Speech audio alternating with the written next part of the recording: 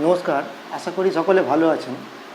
প্রথমেই ভিডিও শুরু করার আগে একটা কথা বলি যে গত এক সপ্তাহ আমি কোনো ভিডিও আপলোড করতে পারিনি।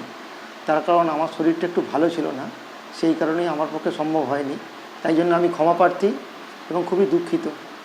তো এখন একটু শরীরটা ভালো আছে বলে আমি আবার বাকি যে মে মাসের যে রাশিগুলোর ভিডিও সেগুলো পরপর আপলোড করে দেওয়ার চেষ্টা করব। তো আজকে যে রাশিকে নিয়ে কথা বলবো সেটা হচ্ছে কর্কট রাশি। অর্থাৎ কর্কট রাশির মে মাস 2025 কেমন যাবে সেটা একটা সংক্ষিপ্ত আলোচনা করব। না দেখুন, 2025 সালের মে মাসে এই কর্কট রাশির মানুষদের একটা মিশ্র প্রভাবের মধ্যে এই মাসটা চলবে।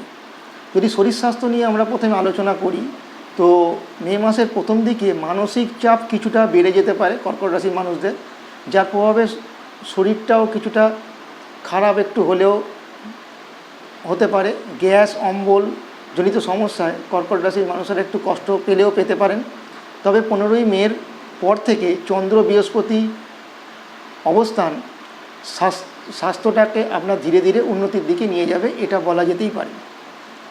যদি কর্কট রাশির আর্থিক অবস্থা নিয়ে আমরা একটু আলোচনা করি, তাহলে বলা যেতে পারে যে মে মাসের প্রথম দিকে অতিরিক্ত খরচ বা পুরনো কোনো ঋণের চাপ বৃদ্ধি কর্কট রাশির মানুষদের পেতে হতে পারে। তবে সেকেন্ড হাফ, অর্থাৎ মাসের সেকেন্ড যে হাফ, তারপর থেকে আয়ের বৃদ্ধির সুযোগ আসবে। বিশেষ করে যারা ব্যবসার সঙ্গে যুক্ত আছেন তাদের। ইনভেস্টমেন্টের ক্ষেত্রে আপনাদেরকে মাথায় রাখতে হবে একটু সাবধানতা অবলম্বন করে চলা শ্রেয়। বিশেষ করে 10 তারিখ থেকে 20 তারিখের মধ্যে ইনভেস্টমেন্ট যদি না করেন সেটাই আপনাদের পক্ষে মঙ্গলজনক। যদি কর্ম পেশা নিয়ে আলোচনা করতে হয় কর্কট রাশি, তাহলে বলা যেতেই পারে যে কর্মস্থলে বিশেষ চাপ থাকলেও নিজস্ব দক্ষতায় আপনি পরিস্থিতিকে সামাল দিতে পারবেন, এটা বলা যেতে পারে। যারা নতুন জবের জন্য চেষ্টা করছেন তাদের জন্য 18ই মের পর শুভ, এটা মাথায় রেখে এগোতে হবে। সরকারি কাজকর্মে একটু দেরি হলেও হতে পারে। প্রেম সম্পর্ক নিয়ে যদি আলোচনা করতে হয়, তাহলে এই মে মাস প্রেমিক প্রেমিকাদের জন্য একটু প্রেম সম্পর্কে আপস অ্যান্ড ডাউনস থাকবে, এটা বলা যেতে পারে। পুরনো কোনো ভুল বোঝাবুঝির সমাধান এ মাসে হতে পারে। যারা সিঙ্গেল আছো তাদের জন্য এ মাসের শেষ সপ্তাহে প্রেমের সম্ভাবনা জাগতে পারে। তবে প্রেমের ক্ষেত্রে খোলামেলা আলোচনা করাটাই উত্তম হবে।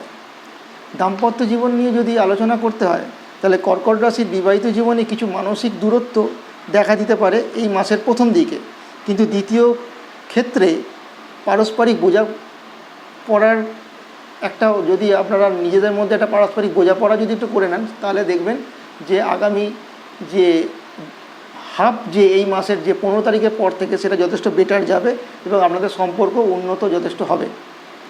পরিবারের মধ্যে কারুর স্বাস্থ্যের কারণে কর্কট রাশির মানুষদের একটু চিন্তিত হতে দেখা যেতে পারে এই মাসে। নতুন বিয়ে নিয়ে আলোচনার জন্য সেকেন্ড হাফটা যথেষ্ট ভালো প্রথম হাফের থেকে। স্টুডেন্টদের কথা যদি বলতে হয়, কর্কট রাশির মানুষ যারা স্টুডেন্ট আছো, মে মাসের শুরুতে চন্দ্র এবং রাহুর প্রভাবে পড়াশোনায় কিছুটা মানসিক অস্থিরতা বা একাগ্রতার অভাব তোমরা লক্ষ্য করতে পারবে বা লক্ষ্য করা যাবে।